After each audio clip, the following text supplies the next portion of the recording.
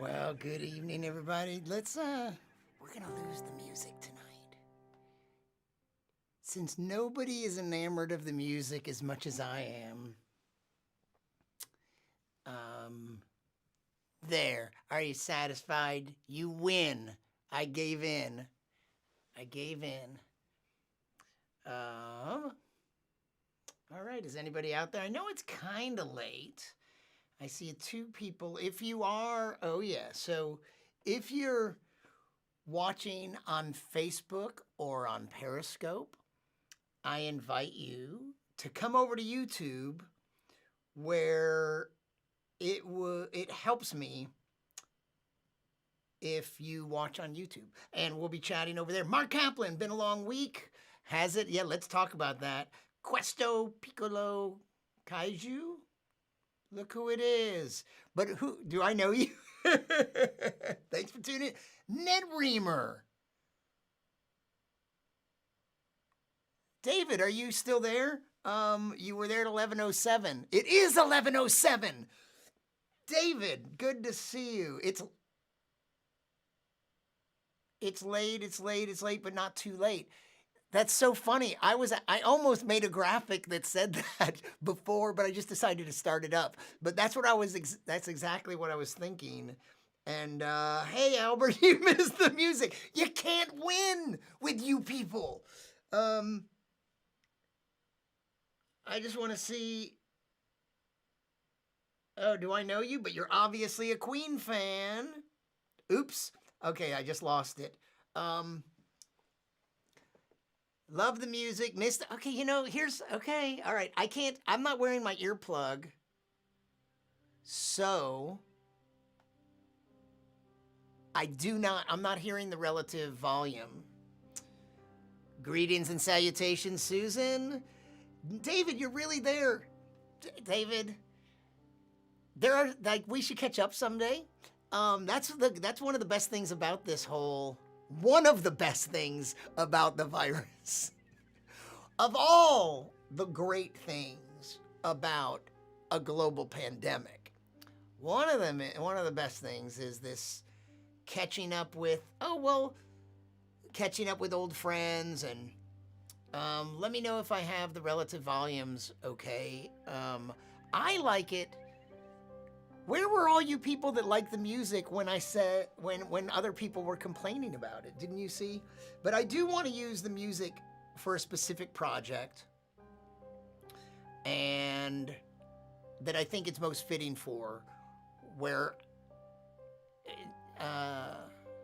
not quite this loose, some spontaneity, but me rambling on things, but actually having topics prepared. But it's another one of those days. So the reason I haven't been live in a while is that I've been working on some videos, and I think some of you may have seen, I put one out a couple days ago. One came out Wednesday about whether dogs can carry and pets can carry the virus. I'd like you to watch the YouTube video, give it a like, let it play. It helps me get these watched hours. You know, some of you know this already. Hey, Elena Levine. I look scholarly. How do I look scholarly right now? I'm dressed down. I'm not even wearing pants, as far as you know. I may not even have a lower half of my body, for all you know. I'm not wearing pants because I am just a torso perched on a high top chair. The music volume's good. Who needs a top? Who needs I don't need no stinking topic to talk for 2 hours. We are at, are we in sync? We have no dropped frames at 11:10. We're 7 minutes, 45 seconds in, no dropped frames. I like the music. Still waiting for Oak Wilt. Oak Wilt 2, Wilt Harger. Starring Wilt Smith. Netreamer, you don't like the music? So, I put out a video. The dog video didn't capture the imagination of America like I'd hoped, but I put out a new video today, and it's doing really well. And it's about, I'm sorry, I did not cue it up to play. You know, ideally in Netreamer, you would remember that. It's like, if I've talked about this, I should roll the clip. And I can play clips, and there's some that I still can play, but I haven't set up new ones. And I should have lined this one up. And it would only take a minute to do. But it's about whether it's safe to order food delivery or takeout. And I spoke to a professor of food safety and an outreach guy. He does a lot of a food safety extension specialist, Dr. Benjamin Chapman from NC State here in Raleigh. And the bottom line is, he says it's very, very low risk for the following reasons. So like if you want to support your local restaurants, but you've been worried about it, here's why he says ordering takeout is low risk. First of all, for the previous related coronaviruses like SARS and SARS and MERS, so similar viruses, they do have different numbers in terms of like illnesses and deaths, but they have a very similar mode of transmission. And in those previous viruses, transmission via food or food packaging just wasn't seen. It's not how it was transferred. It was like this. It was respiratory. It infects respiratory cells. It's transferred by like aerosol droplets in the air. Big droplets that you might cough out will fall down because of gravity, flat earthers.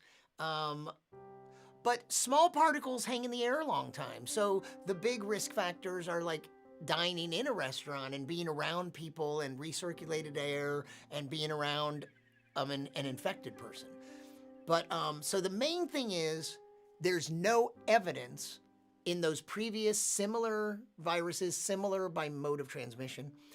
And so far, the epidemiology, there's no evidence of it being transmitted by food or food packaging. Now, here's the the part that might scare you a little, because he says, can it be on the food? Sure. But the likelihood of much being it on the food is low, and eating it,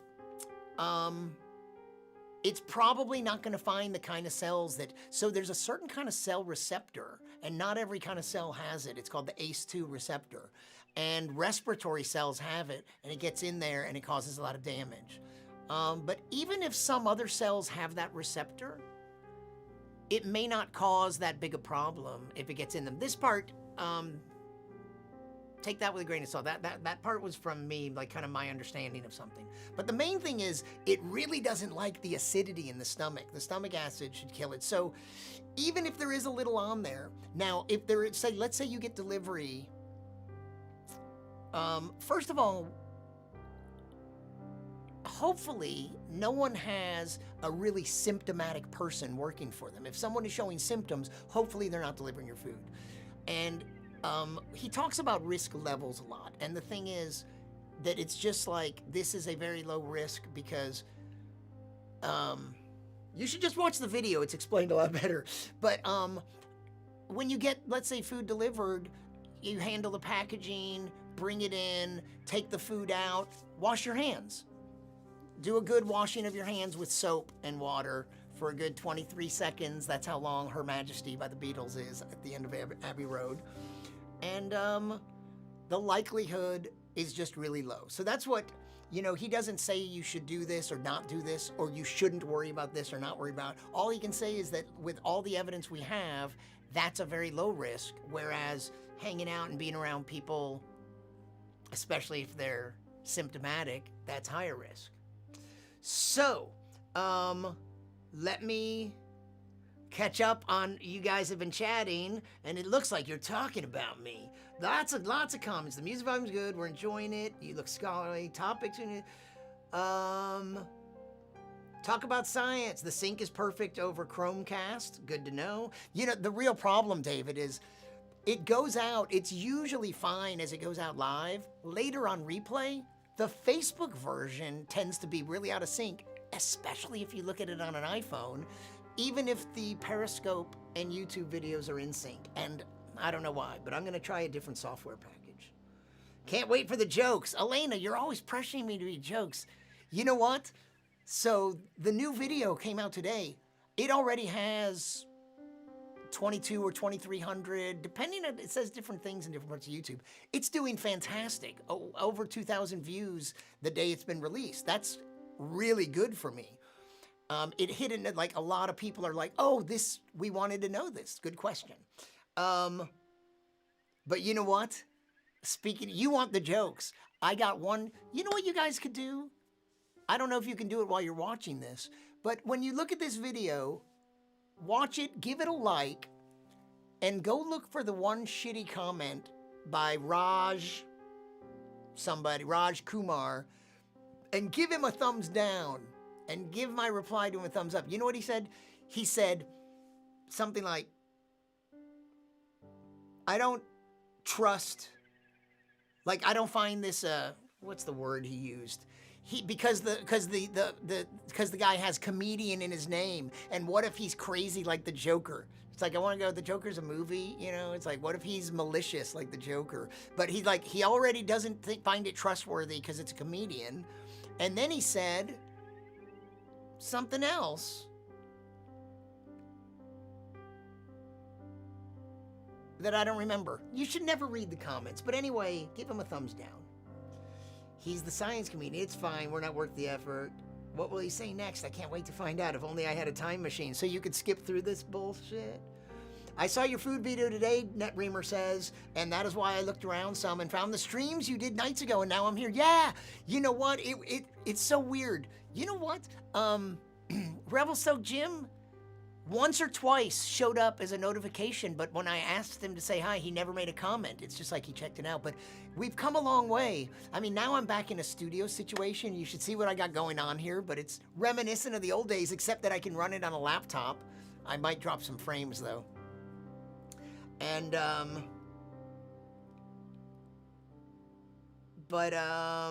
Some of those streams are better than others, but there's some 2-hour ones like the old Play TV days. NetReamer is a guy, old friend of mine that used to watch this show that I was on, that I did 20 years ago in San Francisco, and he was even my guest one time.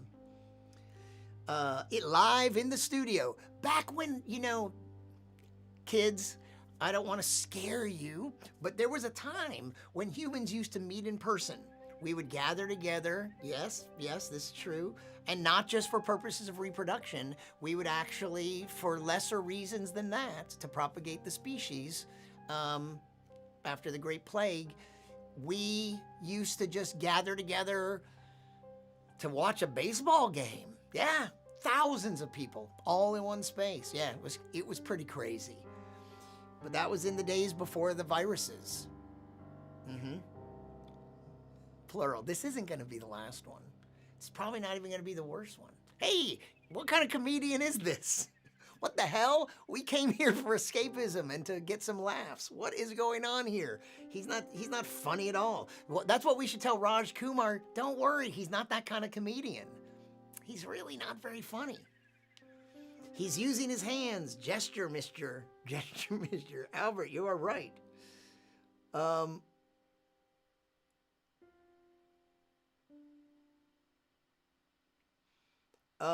Elena Levine, my friend Elena Levine, is a comedic type person and also science writer and author of Networking with Nerds is what I'm doing.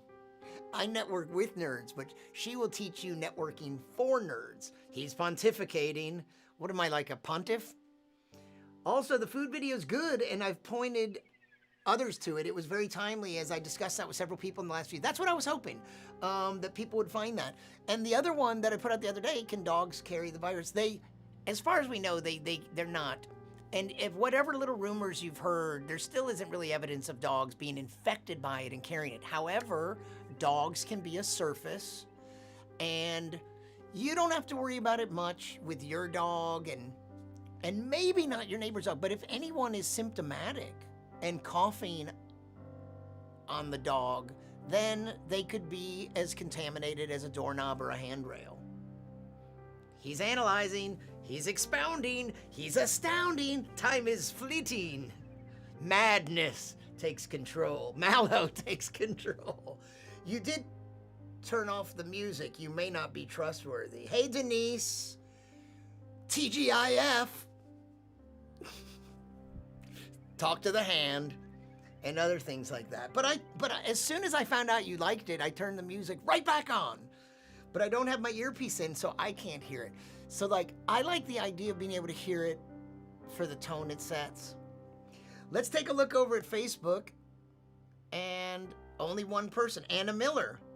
Hello, Anna Miller. Thanks for tuning in, but I invite you to tune in at youtube.com/science comedian. It's hard to do backwards. youtube.com/science comedian. All right, but thanks for tuning in. Yeah, come over to you, and there's a reason why I want you on YouTube. I need to build up my watched hours, but I'll tell you what, this video today, I forget. I can't see the data right now, but this one video, this 1 5-minute video, gave me,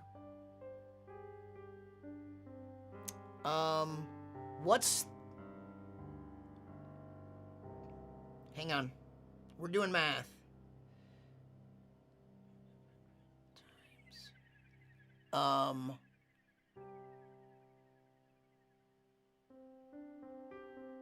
I can't do this right now. I'm too distracted. But anyway, it gave me many watched hours. That one video is helping me. So if I could, oh, now I know why didn't you identify yourself before? Questo Piccolo Kaiju.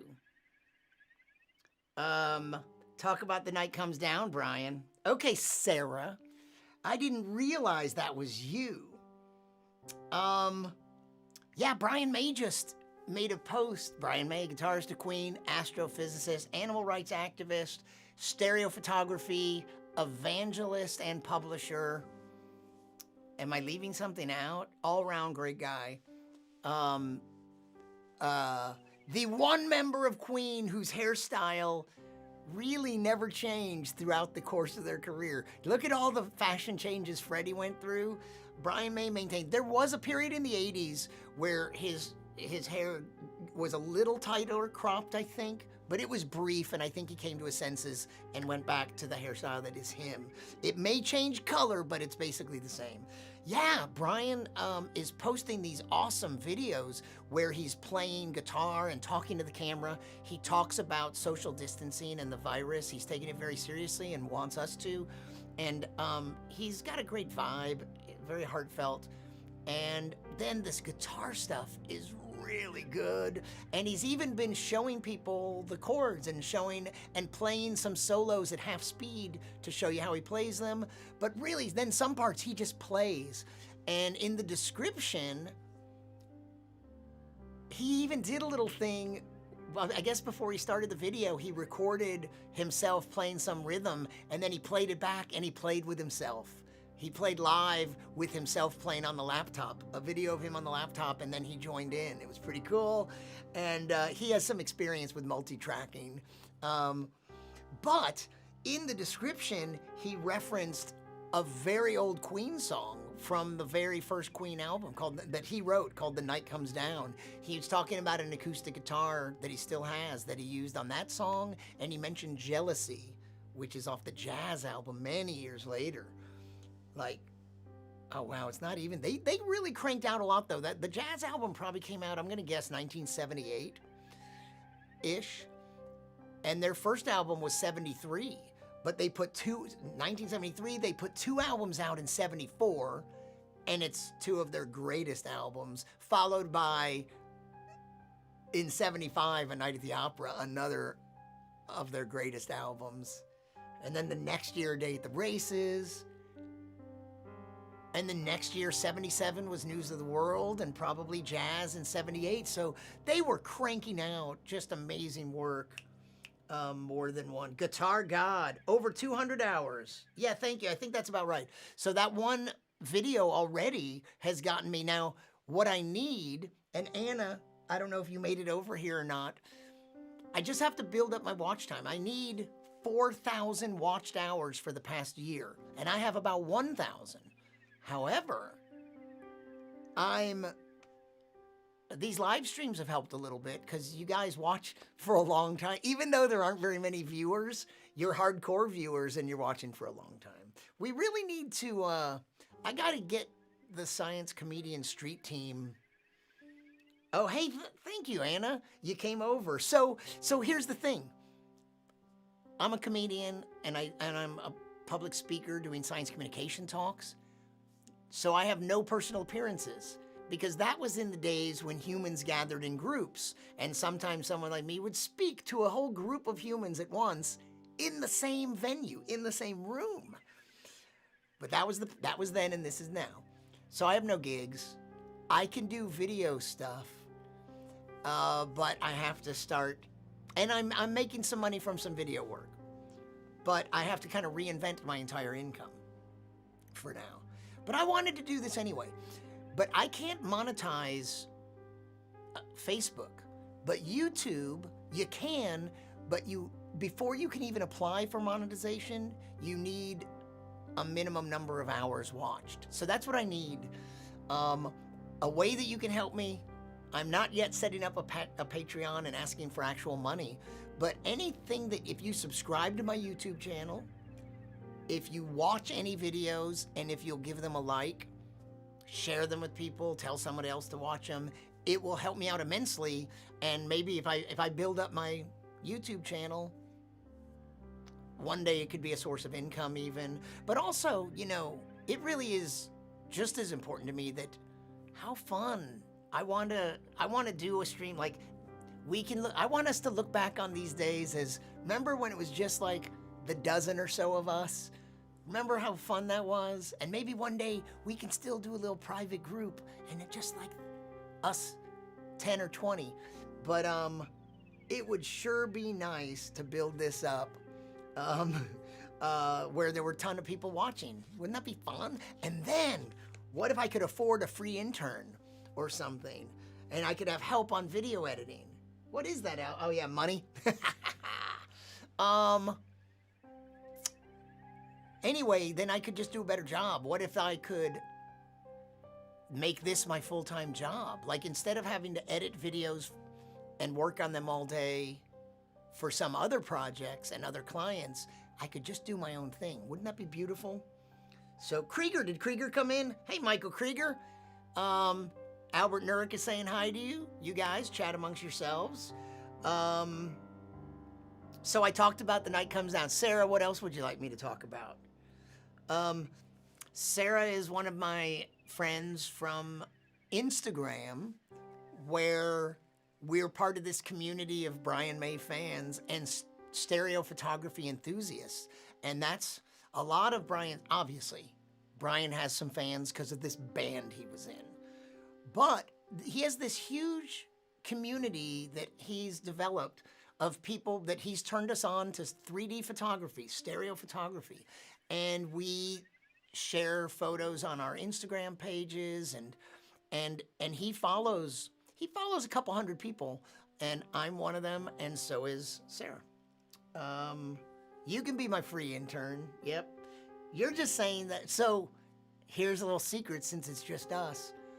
Just a couple hours ago, I exchanged a few emails with Brian May.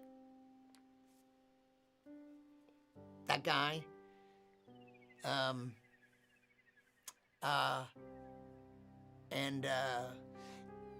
There was something that he posted where there was like a musician, a drummer took this recording of him and played along with it and did a split screen. And I was showing him this Burt Bacharach song that some people did this thing, like people around the world playing different instruments and singing. They made a video that was split screen into many, many little squares, and lots of musicians and lots of singers all singing this song, What the World Needs Now. And so I thought, since he had this split screen thing, that this would intrigue him. And I sent it to him and said a little something else, and then he wrote right back, and we chatted about a couple things. And what I'm hoping is that I get to chat with him. I hope I get to interview him. If it happens, it won't be for a little while, but it might happen. And that would be pretty sweet.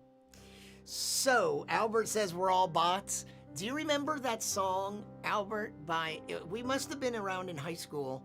There was an Alice Cooper song called We're All Clones. It's called Clones. We're all, I think, in parentheses. We're all clones. All are one and one is all. All are one and one is all. I'm Stan. One and more is on the way. I can't quite remember it. Susan says, you are my Obi-Wan, and you're my Padawan, I guess. Krieger, I hope you're doing well. Stay safe. Don't breathe is my advice to you. You know what? I used to have this opposite advice. See, now you should not inhale. But for climate change, I thought one solution to climate change is, there's too much CO2 in the air. Well, we're breathing oxygen and we're exhaling some CO2. So if we could all exhale a little less, then maybe that would solve the CO2 problem. So if everybody would practice yoga and meditation and get calm, if we all exhaled a little less, we could solve global warming just like that. But now, what I'm saying is you should not inhale either. So you shouldn't exhale, but you shouldn't even inhale because of the virus. So, but the thing is, if you don't inhale, you probably don't even need to exhale, right? And if you don't exhale, you don't need to inhale. So yes, it's like that Escher drawing, this one. I can't do it. That's pretty good, almost. You know the one. I'll be your free intern. So you and Sarah are moving in stereo. Life's the same. Tell me, friends, how different is your life? See, a lot of you have day jobs. and now you're at home, and maybe your lifestyle is really different. Mine isn't that different, except that I used to sometimes leave town and go have an intensely social few days or week or 2 weeks on the road and then come home. But when I come home, it's just me. This significant thing that's changed is this interaction. And the bars I'm installing in my window so that I don't have to talk to others, though other citizens can infect me with their breath. Denise said, awesome. Sarah says, I ship you and Brian May. High school was a couple of years ago. That's right, Albert. So that was a recent Alice Cooper song. I ship you and Brian May. Do you mean worship? Did you leave out the were in worship? The past tense? You were shipping me, but not anymore. The two Brians, Brian Mallow and Brian May. Albert's about to lose his mind from lack of social engagements. Yeah. So now I know that you guys eat out a lot. So you have not been dining in restaurants, but have you still been bringing home a lot of takeout or delivery? So how different are your lives, people? Let's check and see if anyone is... Oh, wow. There might be one person watching on Facebook. Oh, that's really interesting.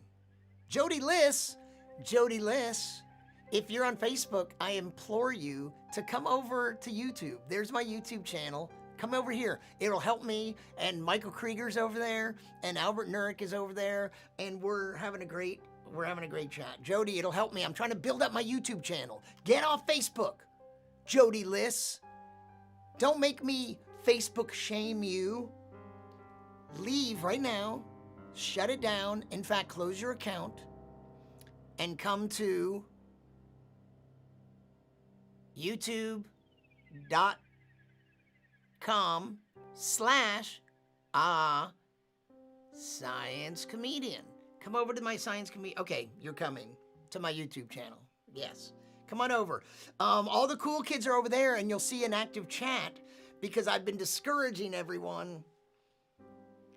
Is it annoying? Should I take the words down or should I leave them up? Now that we got Jody, we can take them down for a while. There, so that you can see the rest of my torso. Don't make him pull this stream over. Exactly. We are virtual roommates. The only difference is working from home. Yeah, Mark. Unfortunately, there's some people can't work from home. But it kind of works for me, except for the performing part. I did one webinar. I did a science communication talk via Zoom. And you know what? A bunch of people have been asking me for advice. I may be like sort of consulting on some video stuff with some people and helping them do some things, or helping them like a teacher. A neighbor of mine's a teacher, and I might help her. I have a nice setup here. I can help her make some videos.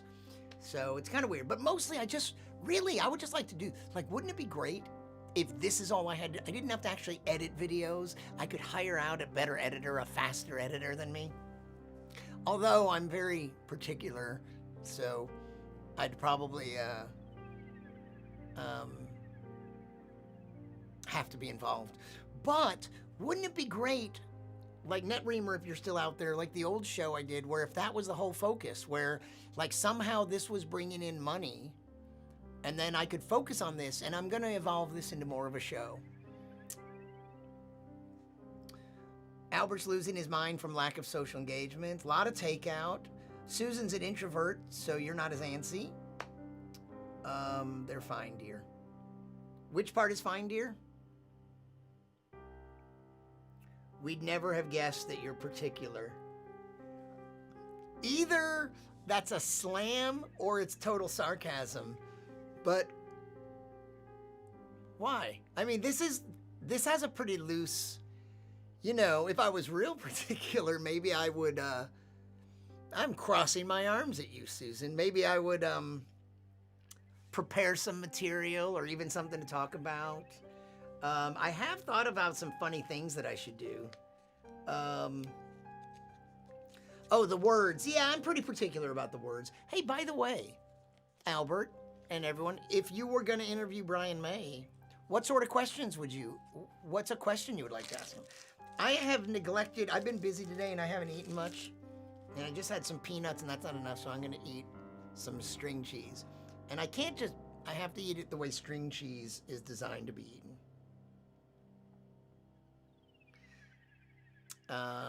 Nice. So if I would have said peculiar. Bill, thank you, William.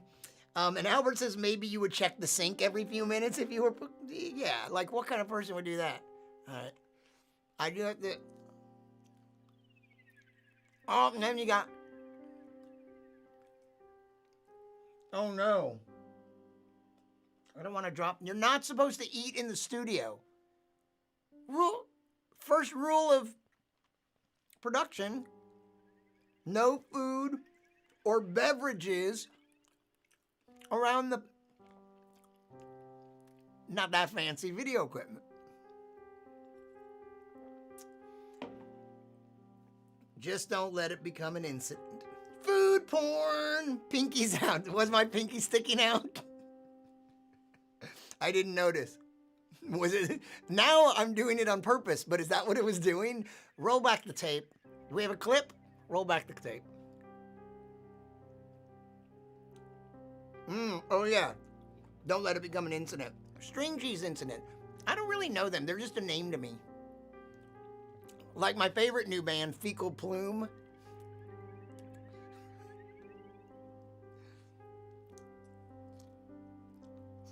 I can't talk and eat this. That mug needs a sponsor logo. I know. You know what it has? Do you know what that is? Oh, I can hide behind it.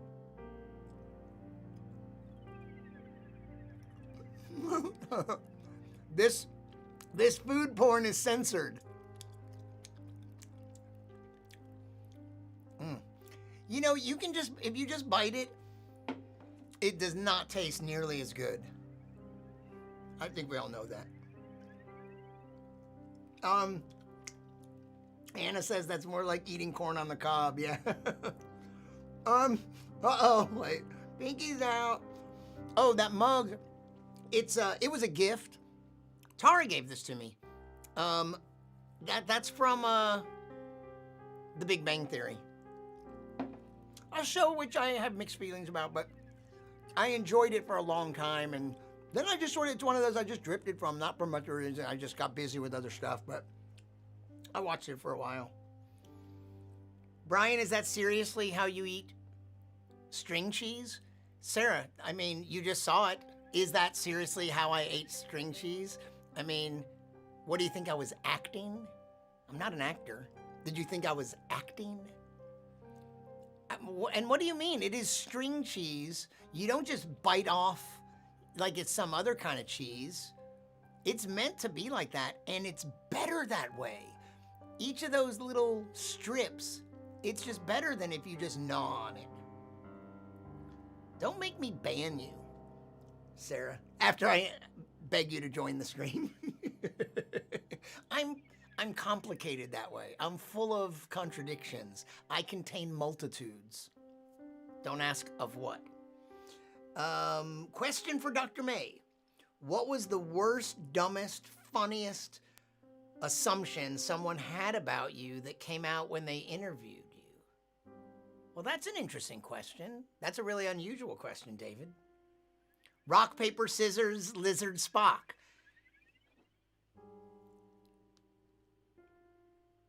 Exactly, from The Big Bang Theory. Yeah, I really loved it. And Sheldon, I mean, just one of the funniest character actors. He's hilarious. I realized the first night at dinner with y'all that I'm Penny. Oh, okay. So you're totally normal and straight and we're the geeks. Is that what you're saying? you have a geeky side too, don't you? Or how would you even have survived this long with Albert? Um, Pull strings off it with your other hand. Oh, you do that? But what do you mean? Like you pick at it like some kind of monster and then pull it off? No, no, no. You do it in the style of the chipmunk or the beaver, and you get a little piece, and then I can't believe I've been friends with you this long, and I'm just discovering this about you, Sarah. If that is your real name, Questo Piccolo Kaiju. I simply don't understand much of what y'all were talking about, said Susan. But I like how you don't show it. You act like you understand everything we're talking about. Hey, if you're watching over on Periscope, as some people might, thank you. I appreciate that. Although, I would encourage you to come join us over on YouTube. You'd be helping me out. It's weird not knowing if I'm actually addressing anyone or not, but I've been getting some Periscope viewers, and maybe you're just floating around Periscope and you don't want to leave the platform, and that's fine. I understand that, and I would feel the same often. But join me over on YouTube. Hey, if you are watching, some of you might subscribe. Are you subscribed to my YouTube channel? Oh, 10 people that are out there. Susan, smile and nod. Mark Kaplan, been doing that since 6th grade. Which part? The way you eat string cheese or acting like you understand everything? Bob the cat. Hey, okay, dude, I look, we got a Periscope viewer. Bob the cat says that he likes being here. So, okay, I appreciate that. You'll subscribe. I really appreciate that. You know, the reason, if you didn't hear me before, is I'm trying to build up my YouTube channel. Maybe one day I can monetize it, but I need a certain number of watched hours. So if you subscribe, you don't have to send me cash right now. You subscribe, watch some videos, give a like to them. All those help me. And in return, I'll just sometimes try to be more entertaining than this. What's this? I don't know. This is the level of entertainment that ensures a viewing audience of upwards of a dozen. Sometimes, hey, you know, we did, by the way, I probably didn't share this. I get analytics on these streams, and they're comprehensive of, like, I'm going out to 2 Facebook pages, Periscope and YouTube. They have like 40 platforms you can go to, but maybe I should get on Twitch. But all these other platforms, I'm just not using them yet, and a lot of them I've never even heard of. It wouldn't hurt to just create an account and stream to them. I mean, how would it hurt? But it is hard to maintain, you know, if I was only on YouTube, it would be really easy to have one focused chat. But we have to worry about Anna over on Facebook, but I know she's over here now, and Bob the cat over on, Bob the cat says, no problemo, science-y anthropoid. So there we have another one of our fellow science geeks. Obviously, he's outed himself in the way he communicates. Susan is subscribed. Live long and prosper, Bob the cat. The Bobcat. Maybe your words are out of order and you're the Bobcat. Or the Cat Bob. Oh my God! Is anyone out there watching this Netflix show? Tiger King? Bob the cat. Are you watching Tiger King? Do you know what it is? First of all, it wasn't on my radar at all. Here's a progression that is the exact same for all humans. First, it's not on your radar at all. And then you kind of hear something about it, but not much. And it's like, okay, it's some name. I don't know what it is. Tiger King. What kind of show is that? And then all of a sudden, you start hearing friends of yours raving about it as the craziest thing that's on Netflix. And then what you do, Albert says, no, we watch you all the time. I know. Hey, Restream just sent me a message. You've received 100 messages today with Restream chat. Unfortunately, if you remember the last time they sent me one of those messages, shortly after that, I stopped getting some of my messages. I'll tell you about this. NetReamer says, remember when we used to eat with both hands? Now we have to reserve one hand for doorknobs and elevator buttons and can only touch food in our face with the other one. Right. You know, do you know that that's the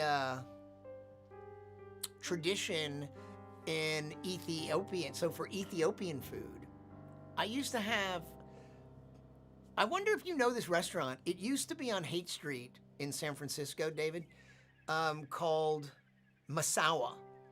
And it's Eritrean food. But it's very similar, and you're supposed to, and I forget which, probably you're supposed to only eat with your left hand or the other. And it's hard because you have to tear off this kind of bread, and it's kind of hard to do with one hand, and then you pick up some of the meat or veggies, and you only eat with one hand because you wipe with the other hand, and it's more hygienic to keep them separate. So you hit on something that's sort of like a tradition for Ethiopian food. Well, Masawa was this amazing restaurant on Haight Street, and they kind of got squeezed out by their landlord. And then there was this period of a couple years where they couldn't find another place for it. And then I left San Francisco. But it's my understanding that they reopened somewhere. So the next time I go to San Francisco, I think it would be great to go see their new restaurant. Mark Kaplan, understand what you, Albert, and all were talking about. So you were hanging out with me and Chuck and Albert. You knew some geeks. Never crossed the streams. Of course, Mark, you actually went out on dates. Yeah. Albert and Chuck and I, we weren't dating very much. Were you, Albert? I definitely wasn't. What is this? This is a way to drink at home alone and still say you're mostly a social drinker. Yes. Oh, Mark, you finished Tiger King? No spoilers. I watched episode 4 last night, and there's only 7 episodes. They're like 48 minutes or something, and it's insane. It is insane. It's about people, very odd people, crazy characters, but they're watchable. They're crazy, and they collect exotic animals, but there's more to it than that. Each character is crazy, and there's some weird drama going on, and the plot just thickened at the end of episode 4. So I have 3 more episodes to watch. Albert, no carrier? I know about left-right hand rules in Arab cultures. Same? Is that similar? Interesting, David. He had all the girls from the Jewish youth group enthralled. That's the way he tells you the story. I'll tell you about it later, Susan. It gets more insane, even beyond. I know. So the end of season 4 was he met that the guy with the money, and then it ends with that guy now owns the business, and something about his dark side. So really, it's so bizarre, but there's 3 more episodes, and I guess it gets weirder. Okay, I'm not gonna wait too long. I would have been watching it right now, but I decided to do this. Hey, look, still no dropped frames. Let's do a little test of the sync.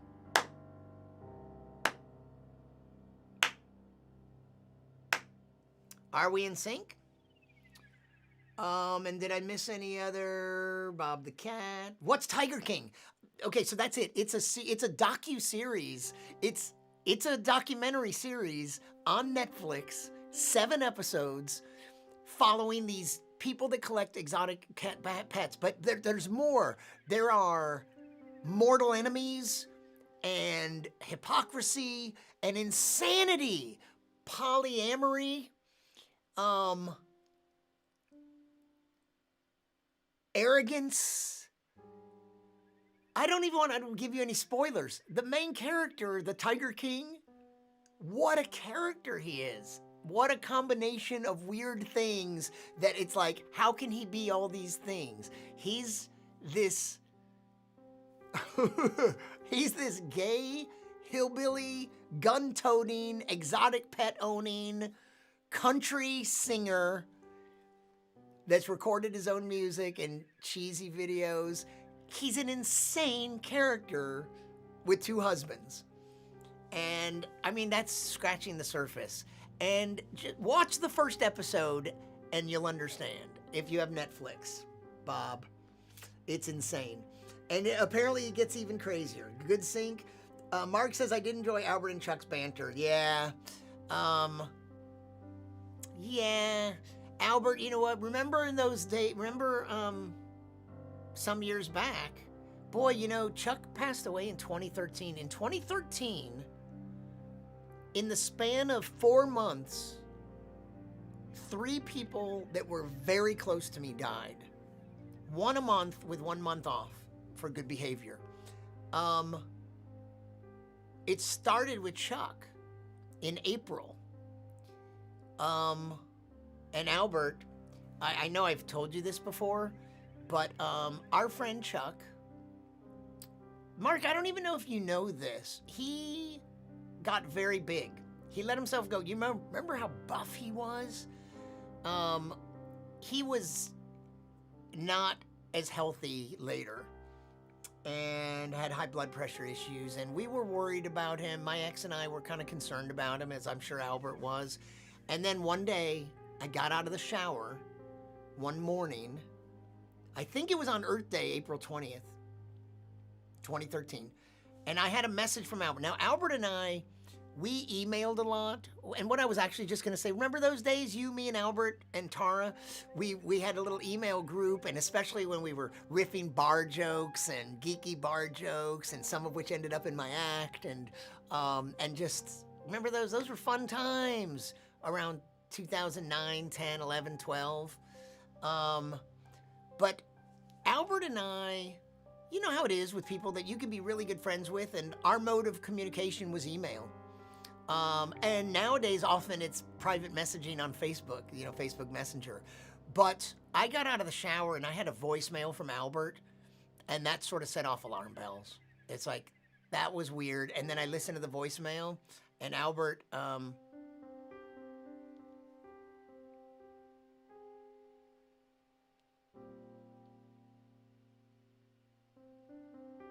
I still have it, Albert. I hope you won't mind if I play this.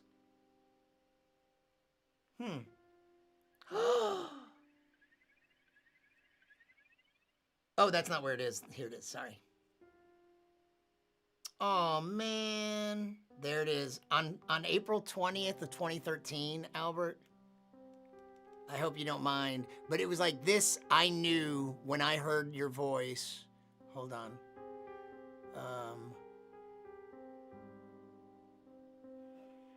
Hey, Brian, it's Albert. Give me a call back when you can, 281-84. It doesn't matter what that number was. You guys don't need to know. I think they only heard your area code.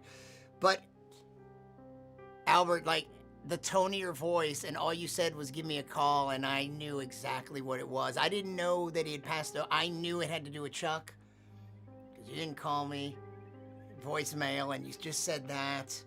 And, you didn't know I was going to share your phone number, though. And so, yeah, I got out of the shower. I heard that message. I was like, oh, shit. And I called you, and you're like, yeah. And he had probably died maybe the day before, like you had just found out. And that was so sad. And then the next month, I think Joey Walden died the next month. Now, he was dying of pancreatic cancer for that past year, but we did not expect him to go like that. And in that case, I was with him his last lucid hours. And we thought he had a little more time, and that was really tragic. So those 2 people were 2 people that were like best friends of mine from different parts of my life. Dead in April, dead in May. No one died in June in the whole world. It was an anomaly. And then in July, a guy that I wouldn't say he was like best friend level, but he was a roommate for years. So we were pretty close. But those guys, like, we had a long history. And he tragically died a couple days after getting married. And I married his, I conducted the ceremony. I officiated. And Ryan Davis, who he was NetReamer, you probably knew who he was because he was a big shot. He did a lot of streaming and he was a big shot at GameSpot or something in the video game world. He was kind of well known. So like in 4 months, 3 people, it's like the older you get, I mean, the more that happens, right? So, but man, what a tragedy. I don't know. All I really wanted, like, that was all just to say, I started out as a happy thought. Remember that little email group we had and how much fun that was? Chuck was awesome. Truly a unique guy. And the thing about Chuck was an amazing composer. Better than his actual playing skills, I would say. His music, his knowledge of music and music composition, and he wrote really original and catchy songs. And I wrote lyrics with him. I wrote lyrics to his music. And we wrote some pretty good stuff in high school and college and after. Unfortunately, we don't have great recordings of it. I have some crappy recordings of some stuff, but not great recordings of stuff. And it's really a shame he never had a whole MIDI rig. Who knows what he would have accomplished and what joy it might have given him. But yeah. Swim team, 0 body fat. Oh yeah, he was so buff. And later, I think it was a combination.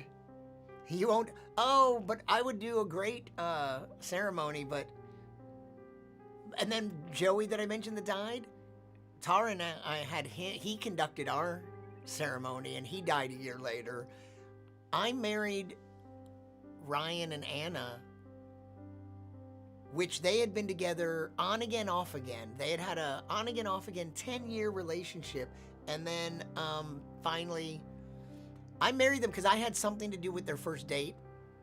And they came to see me middling for my old friend Mitch Hedberg. And that was their first real date. Like, they had already seen each other a little bit, but they hadn't had a formal date. And then I came home one night from working with Mitch, and they were on the couch together, and she had never seen him and had just heard of him. And this is 2013. No, I'm sorry. That's the year he died. This is like 10 years before that, because Mitch died. I just saw this today. Mitch died 15 years ago in 2005. So this would have been maybe 2003. And we were working together at the Improv in San Jose. And I came back home to San Francisco, and I walked in, and they were there. And she heard me and Ryan talking about Mitch, and she's like, "Who are you talking about?" Mitch Hedberg. Oh my God. And then I had them come. I invited them, gave them tickets to my show the next night. And that was their first real date. So they asked me to conduct the ceremony. And here's an interesting tech story. It was I needed some language from them, what they wanted me to say and all this other stuff. And the whole ceremony came together very last minute, and it was on my phone, and it was the first couple days of July in Petaluma, California. So north of the Golden Gate Bridge, and it was really hot, and it was an outdoor wedding. And as we started, I had my script on my phone, and a minute or two into the ceremony, sitting in the sun, my phone shut down from the heat. And I had the riff from memory the rest of the ceremony. And apparently I pulled it off, and they were like, "That's why we wanted you that's why we wanted a comedian to do it." I had written one really beautiful line that I didn't remember, and I was really bummed about that. But apart from that, I basically pulled off, and I wrote it, so I remembered a lot of it.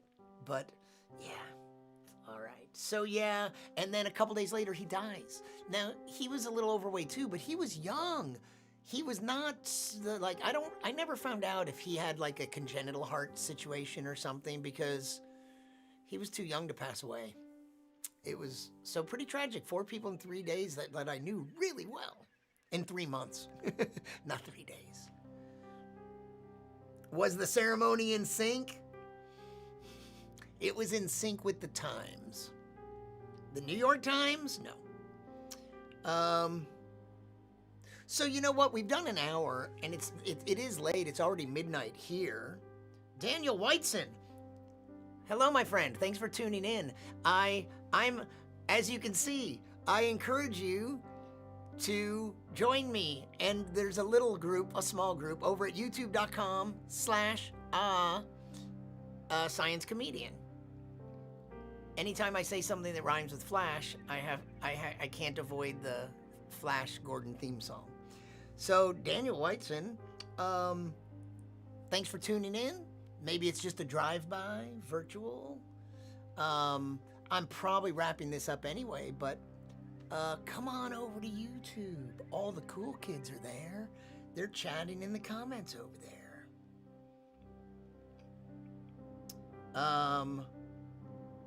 Let me check something. We got a message there.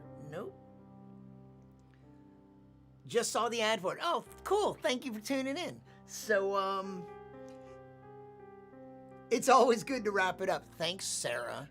I know you meant well when you said that, didn't you? Daniel, well, that's okay. I mean, I'll be doing more of them, and I'm also cranking out, I don't know if you know this, but I'm producing a bunch of videos, and in fact, I'm working now with Sigma Xi, the Scientific Research Honor Society, and I'm conducting some interviews with some experts around the coronavirus. So I already interviewed a virologist and a food safety expert, and I've put out a couple short clips. I'm editing them to make them look nice, so it's taking me a little while, but I'm also gonna put out if not the entire interview, a much longer version. So I'm cranking out some videos, and I'm gonna do some live streams. And this is very casual, like I said, fireside chat, but it's ideally going to evolve into more of a show, and I'll play some clips and have some different kinds of segments. But right now it's just loose and chatting, and that's Mallow for another 50. When I say I'm wrapping up, that means we have another 50 minutes, Albert is saying.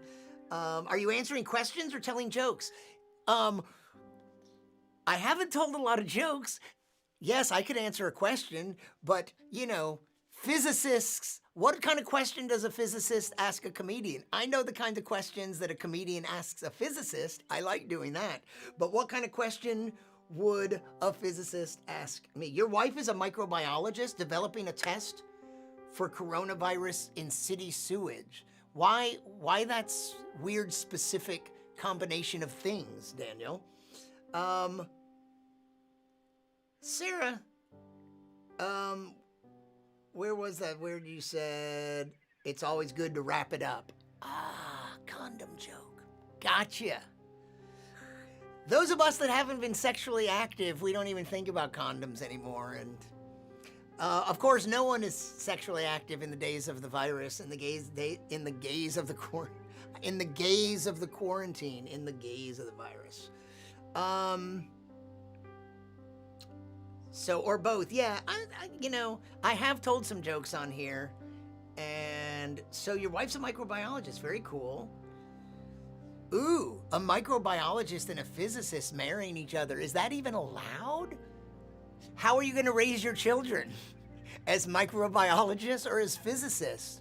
Or are you going to let them be... Are they agnostic? To get a sense for the amount of spread. So just the presence of the virus in city sewage. Interesting. Hey, Daniel, do you, as a physicist, married to a microbiologist, I think we don't know the answer to this yet. Does getting exposed to the virus and carrying it confer some protection upon you for to not get it again? I think we don't know that yet, but yeah, I did these interviews and then I have to edit them and post them. But what I'm going to do, I'm going to use a different software package to do this show. And I think maybe I'll do some live interviews. And that's so much easier because then you don't have to edit. There's no post-production necessary. If you just do it live, then it goes out and it's over. So I'm wiping my nose, but I haven't touched another human or a foreign doorknob. The only doorknob I've touched is my own. Oh, I got one thing to tell you about. Let's talk about the U.S. Postal Service in a second. But hopefully she gets a laboratory someday, Daniel. Oh, yeah, Albert, is that you said your wife's a microbiologist and she's developing a test for the coronavirus, but she's working in city sewage, is his interpretation of that. She's a professor here at UCI. She has her own lab. I wonder if the science comedian, says the conservative atheist over on Periscope, believes in transgenders and all races bring the same evolution denial. I wonder if the science comedian, and he puts it in quotation marks, I already sense that you're challenging me and you're skeptical, and the science comedian, I'm reading a lot of sarcasm and aggression into your post. Maybe I'm wrong, conservative atheist. Believes in transgenders and all races being the same. Evolution denial. Well, it turns out you're wrong about that because I am reading Periscope, apparently. And I'm not sure what you're getting at, but you know what? One thing I do is I'm not an expert in all fields, and I tend to defer to people that are experts and in some things. And one thing I do kind of strongly believe in is that equal rights for everyone. But I don't know what you're talking. What's evolution denial in all races being the same? It's my understanding that, why, you want to say that some races are better than others? I don't think there's I don't think there's strong evidence for that. You want to say that some races have higher IQs or something?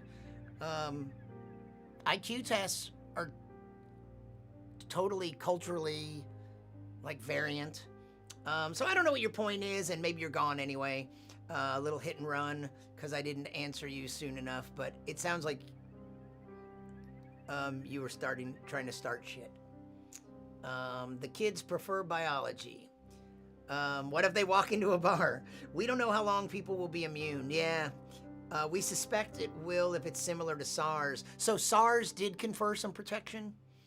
Is doorknob a euphemism? No, doorknob, it was really funny. Like when my virologist expert, Dr. Barbara Sherry from NC State, was talking about dogs, it's like, but a dogs, as far as we know, are not carrying the virus, but they can carry it as a surface. They are a surface, and they're still generally, it's another low risk thing, unless someone is symptomatic and then coughing or touching. Someone who's symptomatic could contaminate the surface of a dog.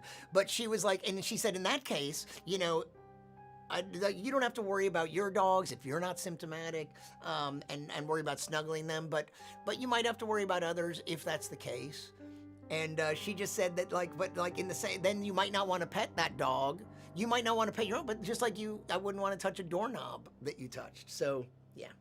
Let's hear some COVID jokes. Here is something, Daniel. So, first of all, I live alone. I don't know if you can conceive of this level of social isolation with your wife and your children and your menagerie of pets and fish and thing. I don't know what you have going on there.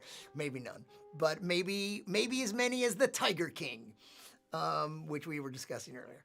But I have really cool neighbors, and a bunch of them have dogs, and sometimes they're outside, and sometimes they walk their dogs together, and this is still happening a little bit.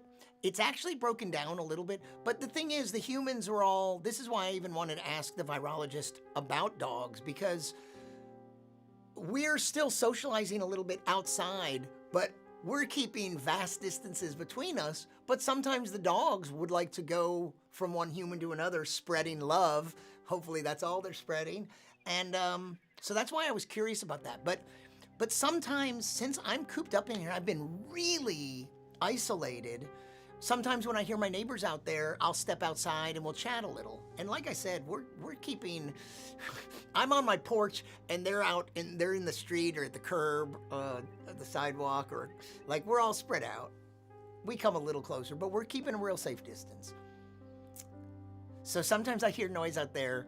And so one day recently, just last week, I heard somebody coughing out there. So I assumed it was one of my neighbors, and I ran and I peeked out my front door. I moved this curtain aside because what I was gonna do was just like run out. And I know some of you have already heard me say this, but I just wanted to run out and say something like, "Citizen, illegal, return to your domicile," or something. I just wanted to say something. But instead, very excitedly, because I knew I was going to say something funny to one of my friendly neighbors, I went and I pulled out, someone's coughing. It was not one of my friends or neighbors. It was my mail carrier, and he was sitting in his truck in front of my house, coughing, about to deliver my mail. It wasn't as funny all of a sudden. I mean, I do think it's funny, but for that moment, it's like, oh my God, that is not what I expected to see. And then the next thing you know, and then I did not run out and say anything to my mail carrier, and instead I just closed it, and I was like, oh, so that's what it was. And then I hear the sound of the mail being put in my mailbox. So what, am I gonna check that mail? So here's the thing that's getting me. I've always hated junk mail, and I've always thought that maybe humans deserve anything that happens to us. I didn't think it was going to be a virus, but because so many stupid decisions and just how much junk mail that gets shoved in my box, and I take it immediately, it goes right into the recycling bin. Boom, trash, gone. It's like, I don't even care about it. It's like, what a waste, and why can't we stop that? And especially during this time, there should be a moratorium on junk mail, because I'll tell you what, I don't want to die because of junk mail. I don't even want to be laid out for 2 days with a fever because of junk mail and my mail carrier coughing on it. Just light it on fire.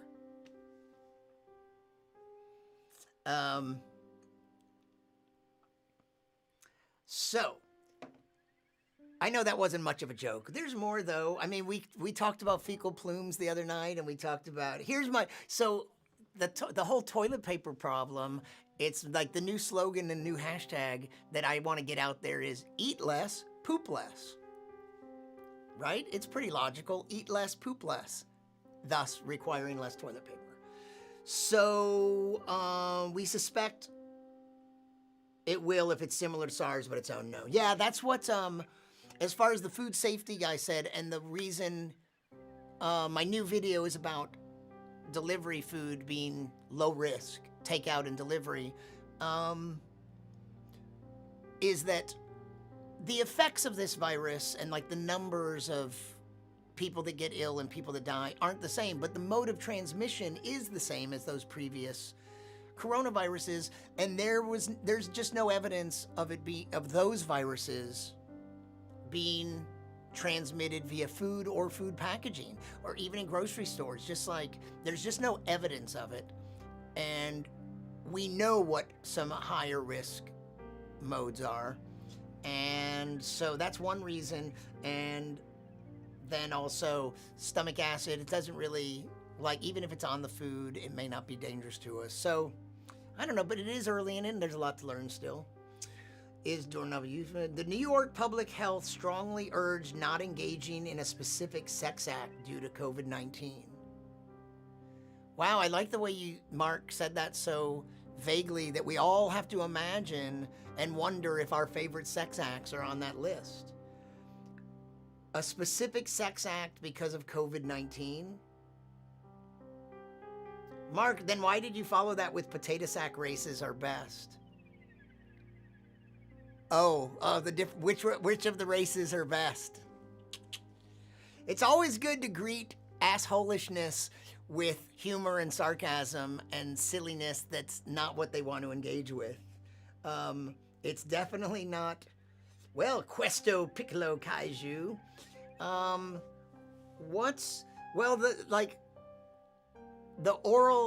The fecal to oral route came up in our conversation, because in our food safety conversation, we also talked about other foodborne illnesses, because I just had a lot of questions for him beyond just this virus. Let's hear some COVID jokes, you said, to pierce the tension. We have 2 rats. You have 2 rats, and you do have doves. My doves have not.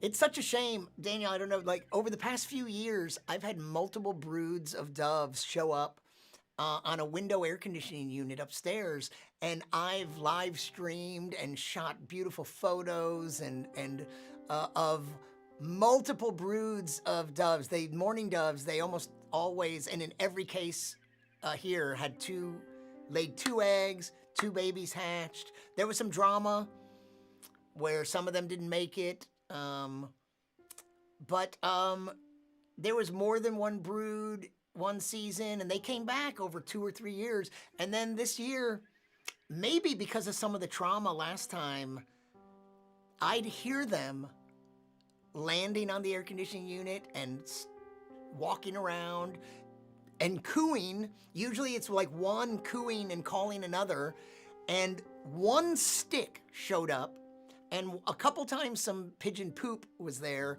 but nobody nested this year. And it's not too late because they do multiple broods through a season. They could have been going as early as February or March, but nothing. I actually haven't looked in a while, but they're not there. And me and my neighbor, we do hear there's a lot of dove action here, so they're nearby, but nobody chose the AC, so it's still available. We have a vacancy.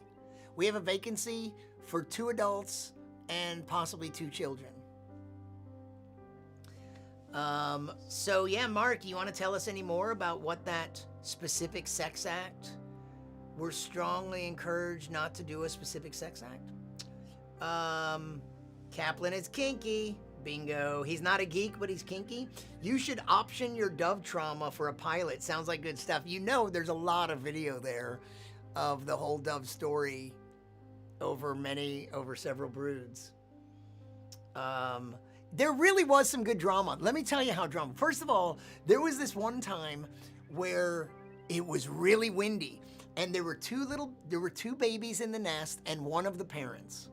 With the mourning doves, they're very hard to tell apart, the male and female, and they both do almost all the roles. So they both take turns sitting on the eggs or sitting on the babies, and then one goes off and feeds for a while, and then they come back and switch, and they each feed the babies. They're equal partners like that. The one difference is when it's nest building, apparently it's the male that goes off and gathers sticks, brings them to the female, and she builds the nest. That's how it works in the mourning dove world. It's like, you just go get me some. No, I got this. I'll build the net. You just go bring me some sticks and make them good ones this time. So one little drama that I got on video, I got on an arrangement of metal oxides, or no, that's not even what it is anymore. It is, I'm thinking of audio tape. But anyway, ones and zeros, little positions of, I don't even know how solid state stuff works. And, but what about little SD cards? Or it was on my phone. Anyway, my point being, this one piece of drama was it was really windy. And this mother or father, one of the parents and 2 of the babies, they're in the nest, and there was a gust of wind, and the nest upended vertically, but it was some of the sticks were attached to the air conditioning unit. So the nest, it happened really quick, but I played it back in slow motion. I can find this file and bring it in sometime. So the nest goes whoosh like that. And in that movement, the parent got ejected, but the 2 babies rode it out. And when you watch it in slow motion, it's pretty cute because they're like, whoa, and then they're down. So it's whoa, poof, at this gust of wind. But the real drama was this. The first year, there's a life and death drama. The first year, the only drama was they're eggs for about 2 weeks, and then it takes them about 2 weeks after they hatch to fly. And they develop so fast. They change so much from these little dinosaurs into these bigger dinosaurs. And they I missed one of them flying. I was watching them so religiously, and then one of the babies had flown the nest. And I was so upset that I stuck my phone up there and I rigged it and I streamed constant live video because I thought for sure I don't want to miss it. The second one is about to fly. Days go by. The other one came back and was like, come on. The parents would be on this wire a couple feet away or my neighbor's house farther feet away. And they were cooing like, come, come. And the second baby wouldn't fly, like, I'm scared, I don't want to. The other baby came back, a little encouragement, like, come on, look, it's fun. I can do it, you can do it. And then finally flew. And I got that on video, and it was really nice. But here's the real drama. So the first year, 2 parents, 2 eggs, they both hatch, they both learn to fly, and they fly away. I had no idea the drama that would come. The next year was one drama after another. So once there were,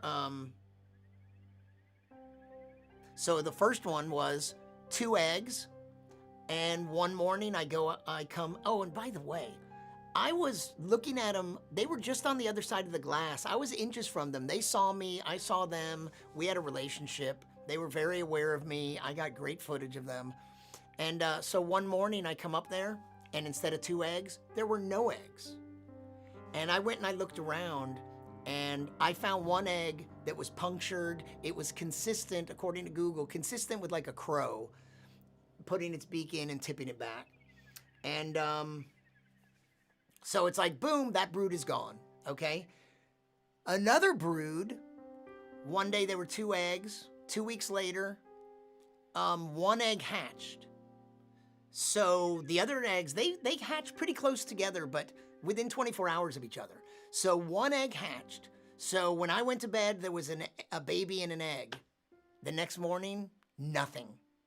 Which means something either ate the baby and the egg or 2 babies. And I also learned crows could have done it. There could be hawks, but I'd never seen hawks this close. Honestly, I hadn't seen hawks this close either. I mean, crows. But apparently, I looked it up, a crow could eat a newborn mourning dove. But the most dramatic story, I know, you want to see a dove story? Seriously, I do have some good stuff, and there's some like funny stuff I could narrate, and I have some beautiful stuff. At a certain time in the afternoon, when the sun was in a certain way, with the DSLR, there was this beautiful bokeh, like there was the light behind them would become gorgeous. And I have some portraits, like let me do your headshots. I have some beautiful dove portraits. And then there's other stuff just shot with the iPhone and a lot of feeding sequences. The real drama, and this is all caught on video as well, was that one day it was live streaming and I was doing other stuff, and I come up and one of my friends goes, okay, so here's something you have to understand. At first, I was just filming with like the iPhone through the glass, but one day, what I noticed is, if me and my girlfriend at the time were anywhere in the house, you could hear us talking on there. So I plugged the lavalier microphone into the phone and I dangled it out the window. I just shoved it out the window. It got better audio outside and it wouldn't hear. And really I had to make a video and I had to do many takes of a script and I didn't want that being recorded. So I wanted the stream to keep going, and that was my solution. I put the microphone outside. And so that's why this next sequence was recorded so well. While it was streaming, I come upstairs, and someone that was watching said, hey, there should have been 2 babies. There's a parent, but when they're very little, you can't even see what's under the parent. So someone goes, I think there's only 1 baby in the nest. And I was like, no, there's 2. And they're like, I don't know, I think, we got a glimpse, like the parent got up and we only saw 1 baby. So I went outside and I found one of the babies on the ground. This was from a 2nd floor air conditioning unit. And I found one of the babies and I go, fuck. And that's picked up real clearly on the microphone. And I said, F asterisk CK. But it came across as fuck somehow. And I think they don't like that use of the asterisk. Probably because Kurt Vonnegut used that asterisk as an illustration of somebody's asshole in a book I loved called Breakfast of Champions. Anyway, I find the baby down there and it's like, fuck. And so it's about a day, it's 1 day old. And damn. So, it was cold out too. It was like the end of February, early March, and it was cold. And it was barely moving, but maybe that was the amount that it should be moving. I ran and got a ladder. I put it up. It scared the parent away. I grabbed the baby. I went up, and this is really, apparently, it's good on the camera. I put it in the nest, and I took the ladder down and put it away. A little while later, the parent comes back and sits on him. When I stopped streaming and I rolled the video back, I saw what had happened. I call it the changing of the guards. One of the parents is sitting on the nest. The other parent shows up. The other one gets up, steps out of the nest, and flies away. When it stepped out of the nest, one of the babies was stuck to its leg, and it didn't notice. And it flew off, and the baby fell. But you know, they're really soft, and it landed in like grass or dirt. But that's what happened, and it was oblivious. You know, I don't even know if they noticed, hey, didn't we have 2 of these things? Didn't we have 2 babies? I don't know. But then the other parent is sitting on them, and then there was an interminably long time when I don't know if the baby's alive or not. And then finally, like by the next day, there was a time that the parent got up and both babies were alive. Both of those babies made it. So if I wasn't live streaming the video, it would have either died of exposure or been eaten by something.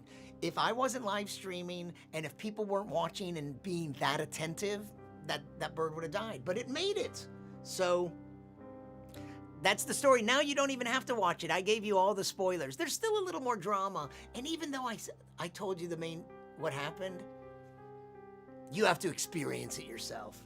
So some of that stuff, that all went out live, and I edited a few things and posted them at the time, especially that, the windy one. But let's see what kind of comments we got. Yeah, a dove story on HBO. Make the music stop. I can't take this much mallow, but I can take this much mallow, but the music's driving you nuts. Oh, David, I'll do that for you. But I'm gonna wrap up anyway. Hey, look, still no drop frames. Are we still in sync?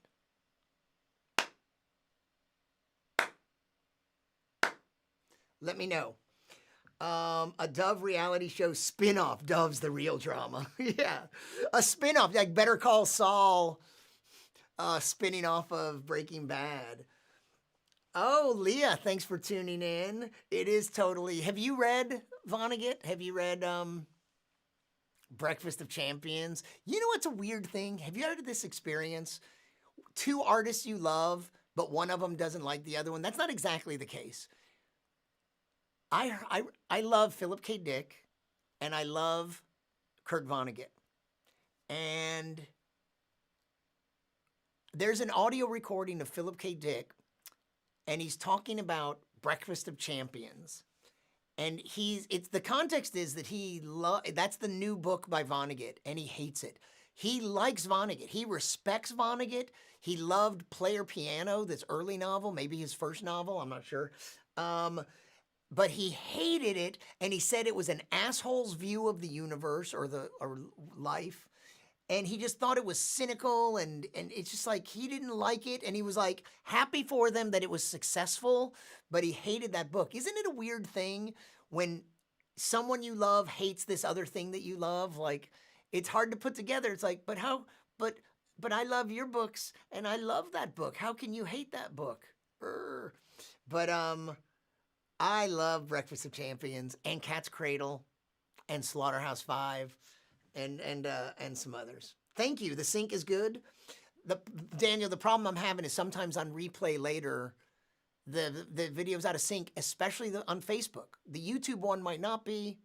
Let's lose that. Like, is anyone even?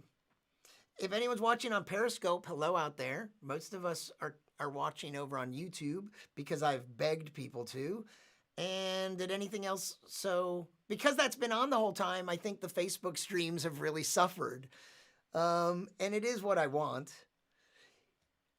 You know what's weird? Each time I flip back over to the Facebook video, it's like paused where it was because I see myself pointing out to Daniel to come on over.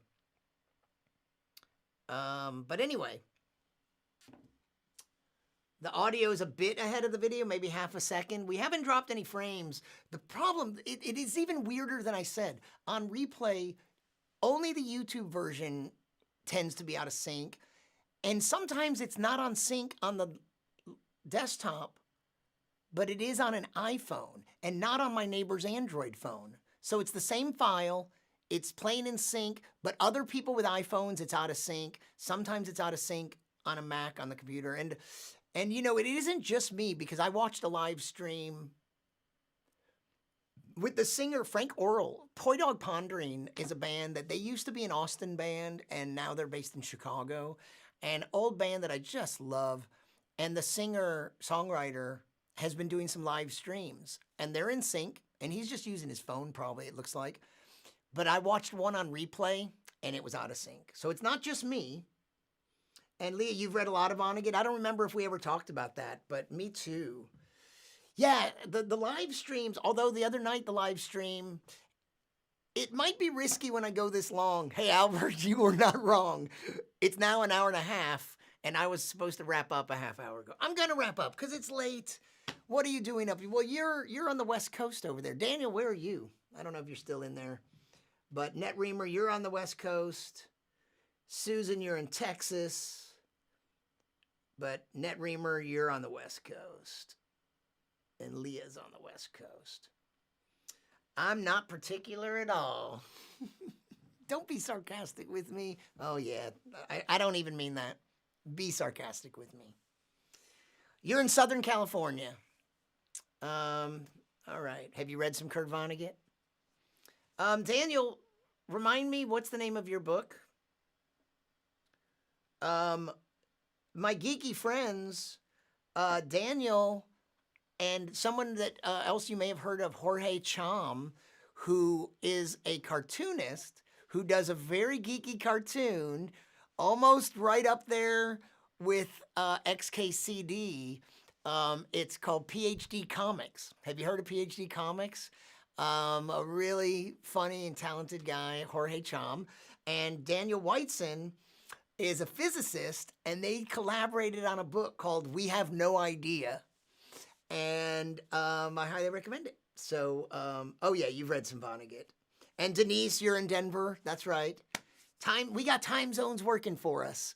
Hey, Daniel, since you tuned in late, I don't know if you, because of stereo photography, Brian May, astrophysicist, animal rights activist, stereo photography, evangelist and publisher, and oh yeah, he's a musician and he was in a band. Brian May follows me on Instagram, and also last summer I got to be at an event with him and co-hosted an amazing opening set, the Starmus Festival, with rock stars, a dozen Nobel laureates. Kip Thorne was there. Oh my God, Daniel. I go to this Nobel laureate meeting, the Lindau Nobel laureate meeting. I've met a lot of Nobel laureates, and I was saying about this Starmus Festival where there were rock stars and a lot of astronauts. There were 7 Apollo astronauts, 3 men that walked on the moon. Harrison Schmitt, Charlie Duke, and Buzz Aldrin were there, and there were 4 other Apollo astronauts, including Al Warden, who just passed away, and he was so nice, and he recited some of his poetry during his talk. It was an amazing thing, and the dozen Nobel laureates, I for humorous potential, I liked saying they weren't even just run-of-the-mill Nobel laureates. They were Adam Rees, and is that what Brian Schmidt was too? Did they share that Nobel for Adam Rees, and who else that discovered that the expansion of the universe is accelerating?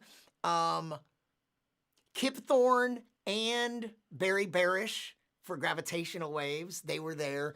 And Oh my God, Robert. Oh man, he discovered the cosmic microwave background radiation. Robert Wilson was there. Um, those, you know what I mean? Like some Nobel prizes are fairly obscure thing. And there was one other guy there that was named. He got his Nobel Prize afterwards. Michel Mayor. This was last June. And Michel Mayor is another guy that was there, and his team discovered the first extrasolar planet. So there were 12 Nobel laureates and one waiting to happen some months later. And what does Brian May think of your dove portraits? You know what? So he does like and sometimes comments on some of my posts. When I was really posting a lot of dove stuff, he wasn't following me back then. But I think he would like him because he's a huge animal rights activist. He loves animals. He ranks humans, I think, kind of low. Although I think he likes humans, but they're kind of problematic to the other species and the planet. But Brian Schmidt and yeah, Saul Perlmutter was not there, but Brian Schmidt and Adam Rees. I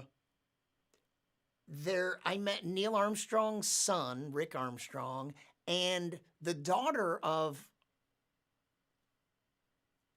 her name's, his name, Alexei Leonev, the Russian cosmonaut who was the first human to walk in space. His daughter, he had been at previous star misses, and I think Neil Armstrong was at the first one. This was the 5th incarnation, and they're like every 2 years. But I met his daughter, and I met Neil Armstrong's son, and stood next to him watching the Apollo 11 documentary, which was a really moving experience. I had seen it once, but I watched it in the back of the room with the filmmakers. And there were some other amazing, the laureates. Oh, Elizabeth Blackburn was there, and the newest physics Nobel Prize winner, I love her, Donna Strickland. Oh, she was awesome. And in fact, here's a weird thing that happened. I was eating dinner at a table with Donna Strickland and some other people. Jerry, I forget his name. He was the Apollo flight director. Jerry somebody. He was like flight director through a lot of the Apollo missions. And had this great, and Donna Strickland and her husband were there, and he's a physicist too, but he didn't win the Nobel Prize, only she did. And I knew that she wanted to get a selfie with Brian May. And at one point, like dinner was over, and Brian May like was almost right behind her. She didn't know, but he was like at the next table talking to someone. And so since I knew him a little bit, I went over and said, "Hey Brian, Donna Strickland would love to get a photo with you." And then came over and I took the photo and gave it to her. And so that was just weird, fun things that happened. Brian May and Donna Strickland taking a photo. But Donna, like the next week at the Lindau Nobel Laureate meeting, I interviewed Brian Schmidt and Donna. And Elizabeth Blackburn, I hosted a panel with 11 Nobel laureates. Kip Thorne left early. This was a few days later. And I had 11 Nobel laureates and Elizabeth Blackburn. I think she stole the show. They were all pretty cool. May Britt Mosier and her husband, they shared a Nobel Prize in medicine physiology. Anyway, the whole Jerry Griffin, thank you. Did you Google that, Albert? But anyway, this was all the thing to say is that exchanged a couple emails with Brian May today, and I'm hoping I get to interview him sometime. I actually did interview him once 10 years ago, only about stereophotography, only about the first book his company put out, the London Stereoscopic Company. So it was about 15 minutes, and it couldn't be about Queen or anything like that. It was about this one project, which was great, though, because I had the book, I loved it, and I was happy to interview him about that. But anyway, we're at 139, the relativistic space journey folk song by Brian May. So let's just wrap it up, because I think we're all petering out. I'm running out of stuff to say, and you're running out of stuff to comment on, and NetReamer is burnt on the music. But Nereamer, I'm gonna try to do a lot more of these. I was doing them pretty consistently, but I've been spending days editing video, and then I don't feel like doing this. So let's just wrap it up. You guys, thank you again. Fantastic. I really appreciate it. This has been a big, as pathetic as it may seem, this is a great outlet for me. Even though I can't hear you, thank you, Sarah. Hey, Daniel. Yeah, thank you very much. Sometimes I am more entertaining than even this. I know it's hard to believe. Thank you, Mark. But this has been a great bit of socializing for me. Even though I can't hear any of you or see your faces, I can picture you out there. So good night, Mark. Good night, Questo Piccolo, Kaiju, and thank you, Daniel Whiteson, co-author of We Have No Idea. Albert, Susan, thanks a lot. Denise, if you're out there. Let's just fade to this, and maybe I'll see you again tomorrow or something. But good night.